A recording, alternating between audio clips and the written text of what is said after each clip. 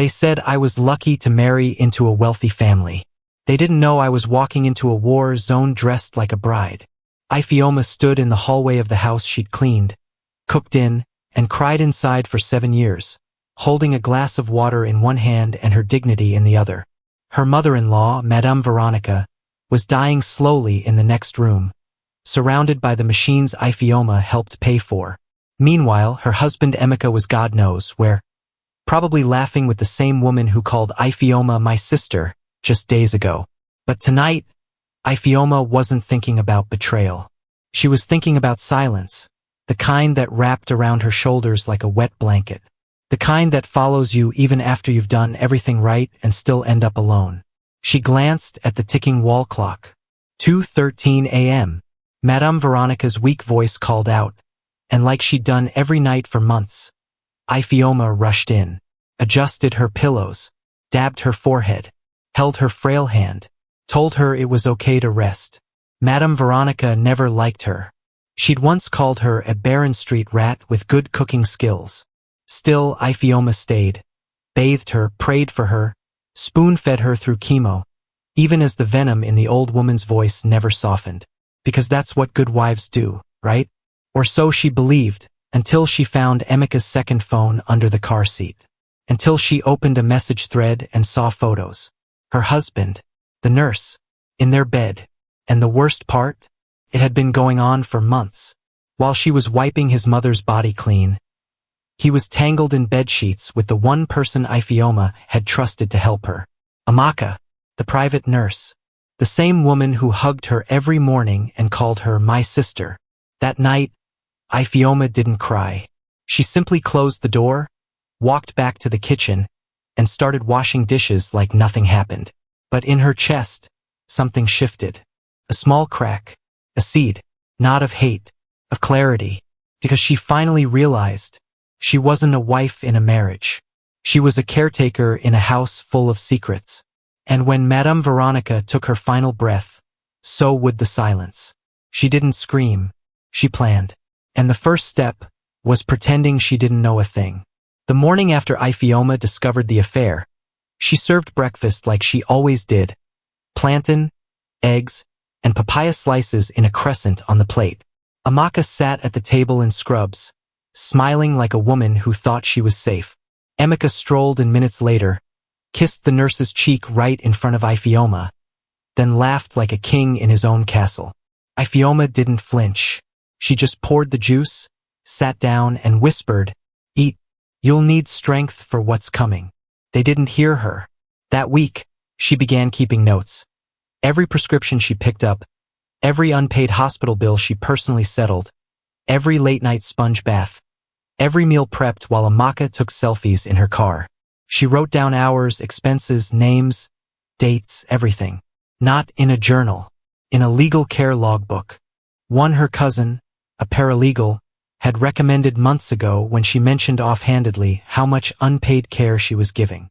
"You know that's work, right?" her cousin had asked. But Ifeoma had waved it off. Back then, she still believed love didn't need receipts. Now, she was collecting them like weapons. By the time Madame Veronica's condition worsened, Emeka had basically moved into the guest room, just down the hall from where Amaka slept. Ifeoma pretended not to notice when they whispered after midnight, or when she found his cologne on the nurse's scarf. She even smiled when she caught them exchanging glances over dinner, because every look, every lie, was going in her case file. One night, as Ifeoma helped Veronica sip water, the old woman clutched her wrist and rasped, "You stayed." Ifeoma nodded. "I did." And that night, for the first time, the venom was gone. Madame Veronica fell asleep holding her hand, and never woke up. The funeral came fast. Small, expensive, filled with forced tears and borrowed grief. Emeka sobbed dramatically at the front.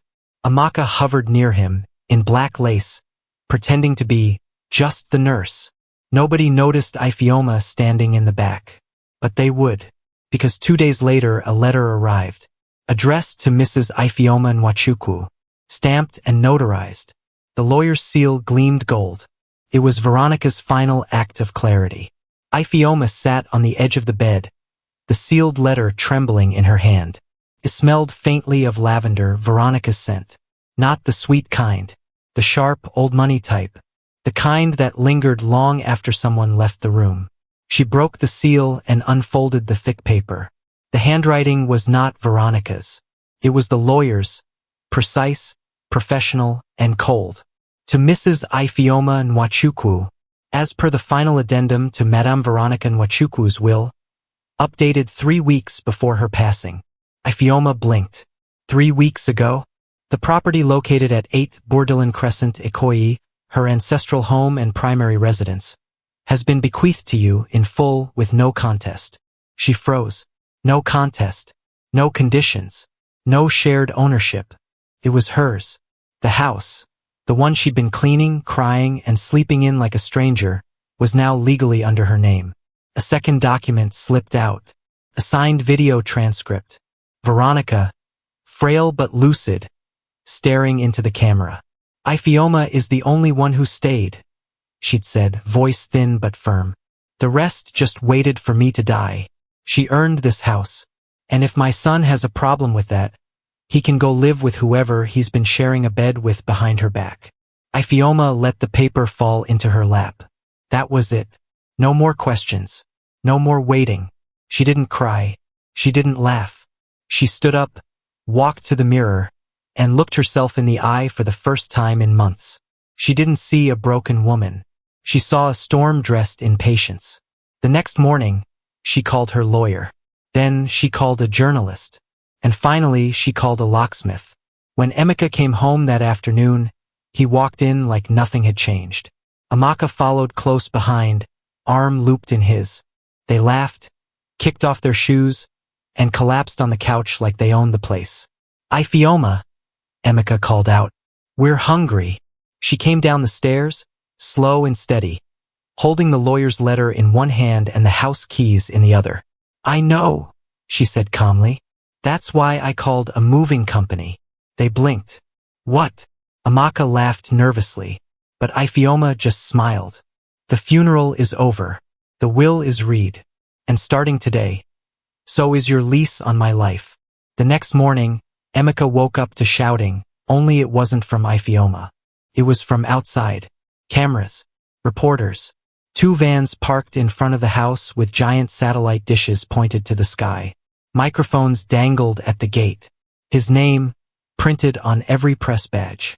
We're live outside the Ikoyi residence of Emeka Nwachukwu, founder of Caretech Health and son of the late Veronica Nwachukwu, where shocking claims have emerged from a source close to the family, alleging caregiver exploitation, infidelity with a medical staff member, and a silent inheritance twist that's got social media buzzing. Emeka stumbled to the window. What the hell is this? Amaka rushed in wearing his shirt. Are we being robbed? Ifeoma stood in the kitchen, wearing her simple wrapper, peeling oranges like she had all the time in the world. He stormed in. What did you do? She held up her phone. A tweet was already viral. Wife cares for dying ML while husband cheats with the nurse. Guess who owns the house now? Below it, a photo of the house gate. His gate, with her standing at it, handing eviction papers to a stunned Amaka, barely wrapped in a robe. He reached for her phone. She stepped back. You think this is funny? You've embarrassed me. She looked at him, finally, fully. I'm not here to embarrass you, Emeka. I'm here to end you, respectfully. Then came the knock. Clean, official thud. Bailiffs. Mr. Nwachukwu? One asked. You've been served. This is a formal eviction notice, effective immediately. You and your guest have 72 hours to vacate the premises. Emeka's jaw dropped. You're kicking me out of my house? Ifeoma walked up, handed him a copy of the will. This was never your house. Your mother left it to the person who showed up when it mattered. And you haven't been showing up for years. Amaka tried to speak, but Ifeoma turned sharply. You touched my house, my husband, and my trust. Now touch the street. Cameras caught everything. And by evening, #Ifeoma the Quiet Storm was trending. But the storm wasn't over, because her lawyer had just filed a civil lawsuit for unpaid caregiver labor emotional distress, and damages totaling 85 million naira. And unlike her silence, that number was loud. Emeka paced the driveway in a crumpled t-shirt, barking into his phone. She's bluffing, Paul. She can't evict me. I grew up in this house. On the other end, his lawyer sighed. She can. The will is airtight. And the lawsuit? She's got hours of medical records, expense logs, and video footage of you, well, being exactly the man you are. Emeka's hand dropped to his side. He looked around. Cameras still lingered. The world was watching. Amaka hadn't come out all day. She was curled up in the guest room, crying. Not over what they'd done, but over what they were losing. The lifestyle, the attention, the illusion. Meanwhile, Ifeoma was in the garden, snipping hibiscus flowers, calm, composed, almost like she wasn't the one who'd turned his life into a nationwide cautionary tale. He stormed toward her. This isn't over, Ifeoma. I'll sue you for defamation. You've ruined my reputation. She cut him off without looking up. You ruined your reputation the day you decided I was disposable. I just handed the world the mirror. She handed the flower to the maid, whispered something, then walked back inside. The next morning, a new headline broke. Leaked emails reveal CEO of CareTech made staff sign silence clauses after multiple complaints. Turns out, the journalist Ifeoma had spoken to was more thorough than Emeka realized. And one anonymous source, an intern, had sent over a stack of HR reports buried under NDAs. Now the world wasn't just angry at him for cheating on a loyal wife. They were calling him a fraud, predator, a liar with money and microphones. Within 12 hours, sponsors pulled out. CareTech's board released a public statement. His podcast lost all its advertisers. Clients canceled appearances. Emeka's empire was crumbling. By noon, movers were at the door. He watched as his shoes, designer jackets, and fake confidence were packed into cardboard boxes. Amaka tried to help, but Ifeoma stopped her. No need. The housekeeper will disinfect the guest room after you're gone. They didn't argue. They didn't beg. Because they knew. This wasn't a woman seeking revenge. This was a woman who finally saw her worth and acted like it. At exactly 3:15 p.m., the locksmith arrived. Emeka stood by his car, one suitcase at his feet, watching the door handles change. Ifeoma, he said quietly, for the first time using her name without malice. I was wrong. She opened the door slightly, looked at him. No smile, no anger, just truth. I know. And she closed it again. 6 months later, the hall shimmered with lights. The Global Women in Care Conference was being held in Abuja this year, and for the first time, they were honoring non-professional caregivers, women who had sacrificed careers, health, and dignity to care for others without recognition or pay. And sitting at the front table, in a navy blue jumpsuit and modest gold jewelry, was Ifeoma Nwachukwu, recipient of the Resilience in Service Award. Her story had reached millions. The interviews had gone viral. She'd been featured in Guardian, Ebony Life, and even made an appearance on a global podcast hosted by an American media giant. Not because she was vindictive, but because she'd rewritten the narrative women like her were forced to live quietly. When her name was called, she stepped onto the stage, head high, back straight, not a hint of bitterness in her voice. Too often, she began, caregivers are told it's just what women do, that it doesn't count unless you're paid, or unless you complain. But care has value, sacrifice has weight, and silence? That's not always peace. It's sometimes a scream no one wants to hear. The audience erupted in applause. She continued, steady and calm. I'm not here because I was perfect. I'm here because I was patient. And then I wasn't. More laughter. More claps. Emeka, sitting near the back in a borrowed suit and a face full of quiet, watched it all. He wasn't invited. But somehow he'd found a way in. Like always. His eyes were hollow, no cameras following him now. Just consequences. As Ifeoma exited the stage, she saw him.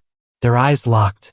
She didn't stop, didn't slow, but just before walking past him, she leaned in and whispered, Next time you underestimate a woman, remember me. Then she kept walking, out of his reach, out of his story.